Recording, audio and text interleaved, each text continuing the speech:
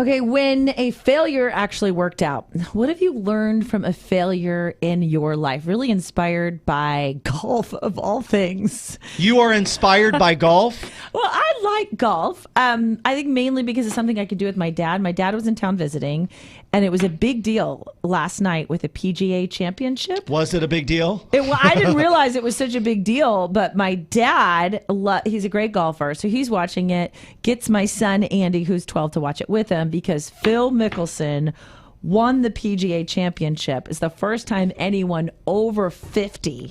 That's how old he is? He's 50? 50 years old. So it was like a big deal. It was like Tells you a lot about golf. Oh, stop. I'm just saying. Don't say it tells you a lot about golf. If a 50-year-old can win it. But still, there are a lot of young people playing golf. Oh, sure, yeah. But in my opinion, it's a game, not a sport. I'll just leave it there. That's all I got to say about that. Okay. Send your comments, texts, and emails to Amanda. I don't want to hear it. But Phil Mickelson has had a lot of ups and downs in his game. Sure. Golf is a game about failures. Yeah. Game about failures and learning how to just go again. Right. Because you'll just hit it in the rough, you'll hit it in the water, and you've got to hit another shot, right? Mm-hmm. It's a life lesson. So there's a lot of buildup to this PGA Tour championship because it looked like he was going to win and had a good chance. So a couple days before he was interviewed, check out what he said about failure. My dad sent this to me as a text. I love it. All right. He said, "I failed many times in my life and career, and because of this, I've learned a lot. Instead of feeling defeated countless times, I've used it as fuel to drive me to work harder. So today, join me in accepting our failures. Let's use them to motivate us to work even harder." I like that. Failure is fuel. So what do you take from that, Amanda? It just makes me feel better, I think, because we've all had failures, whether you want to admit it publicly or not. Mm-hmm. And I've had failures in my career, several that have just for a while crushed me. Sure. But then what I've learned, if I could just take that girl that was in the midst of beating herself up in the midst of failure, if you were in that there, and I could just say, hey, guess what? It's going to turn out even better. Right. Right. Just chill, understand. And it had every single time. It's you hit a failure, and as long as you push through it and you decide to say, no, I'm not going to let this get the best of me, okay? I'm not going to quit. I'm not going to give up. And I'm going to keep moving. And it made me work even harder because so many times, in radio, this is a tough business that we work in. Right. And I've hit most people would say it's not, looking at it from the outside. Explain to people who don't understand radio why it's a tough gig, because people think you just come in here and talk. What do you mean? What's so hard about it?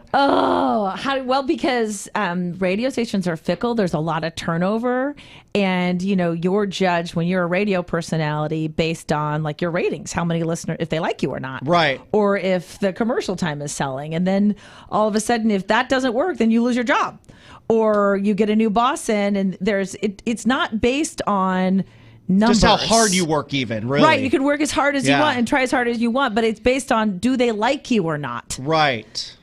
And some jobs, it's it doesn't matter if the people don't like you, but you're doing your job and you're doing it well. This is hard to quantify. Right. So, and then another radio station can come in and they can flip formats and they can kill your radio station, and it's true. Your rating go down. They're like, well, we don't need you anymore. You're like, what am I supposed to do? I got a family to support. Holy cow, we just moved here. We bought a house. Yes, and now you're saying I'm a I have no mom income. with 3 kids. So oh my gosh. So that can be hard. Absolutely. Very difficult. So what's great about it is, though, but I refuse to quit. I've had several failures.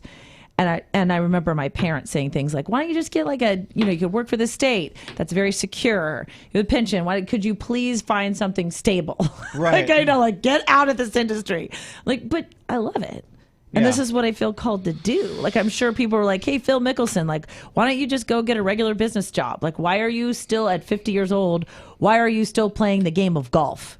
It's because we feel called, because it's what we do. Yeah. And I think failure, for me, getting over failure was a series of not quitting. Yes. And a series of not quitting and deciding to keep doing, because this is what I feel God has called me to do, and it makes me very happy. Valerie says one of the keys is to forgive. And I think that's huge. Forgive. Have grace. Because if you hold in that bitterness, that's going to be really hard for you to keep pushing through and to get over your failures. Love you, Valerie. That's a good point. Forgive others and forgive yourself. Kevin says, not finishing in first place is not necessarily a failure. That's a great point, Kevin. It makes you work harder. Anyone who even makes the roster in professional sports has been blessed with incredible athletic ability. So that's a great point, you know. There you go. It's not always about being first place. It's staying in the game, There you playing. go. Just keep going. Yeah. Because it makes you better. It's like weightlifting.